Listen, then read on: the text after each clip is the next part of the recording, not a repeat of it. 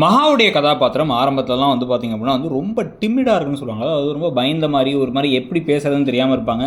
ஐஸ்வர்யா ஒரு மாதிரி திமிரு பிடிச்சவங்களா இருப்பாங்க. இப்போ ஐஸ்வர்யா எல்லாத்தையும் புரிஞ்சிட்டாலும் கூட கெத்தான கேரக்டராக மாறிட்டாங்க. மகாவும் இப்போ வந்து கொஞ்சம் கொஞ்சம் டக்குன்னு தனக்குன்னு ஒரு சுயமரியாதையோடு இருக்க பழகிக்கிட்டாங்க. அதில் தான் வந்து பார்த்திங்கன்னா அந்த தாத்தா பாட்டிலாம் வந்தால் கூட நாங்கள் வரமாட்டாங்கன்னு சொன்னது, சூர்யாவை திருப்பி அனுப்பிவிட்டதெல்லாம் நடந்துச்சு. முன்னாடிலாம் அப்படி இல்லை, முன்னாடிலாம் வந்து திரும்பி போயிருந்துருப்பாங்க. இப்போ ராஜலக்ஷ்மி சொல்லும் பொழுதும் கூடவே வந்து ஐஸ்வர்யா வந்து ஏதோ இந்த 5 நாளில் மனமாற்றம் நடந்திருக்கு சூர்யாவுக்கு. சூர்யா யாருக்காவோ பழியை ஏற்றுக்கிறாரு அப்படிங்கிறத யோசித்து பார்த்து அதே விஷயம் தான் இப்போ வந்து ராஜலக்ஷ்மி சொல்கிறாங்க. இவன் வந்து இவனோட மொத்த வாழ்க்கையும் அழிச்சிருவாங்க போல, எனக்கு பயமாக இருக்குது. நீ வந்து தான் என்ன உண்மைங்கிறத கண்டுபிடிக்கணும். அவன் சொல்கிறதுல உண்மை இருக்க மாதிரி எனக்கு தோணலை. அவன் யாரையோ காப்பாற்றுறாங்கிறாங்க.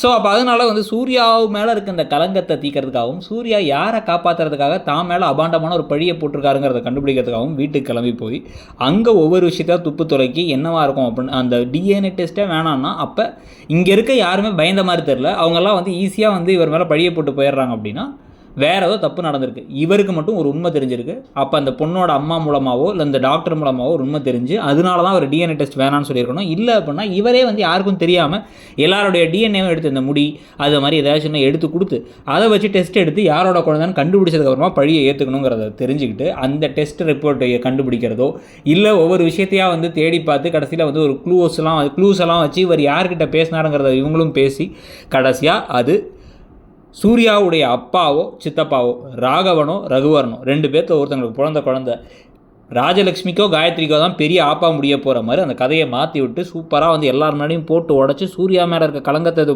போக்கி அதே சமயத்தில் குடும்பத்தை ஒரு பெரிய குழப்பத்தையும் உண்டு பண்ணுறதுக்கான வாய்ப்புகள் ஜாஸ்தி. அதுக்கப்புறம் வரக்கூடிய பிரச்சனைகள் என்னென்னவா இருக்க போகுது.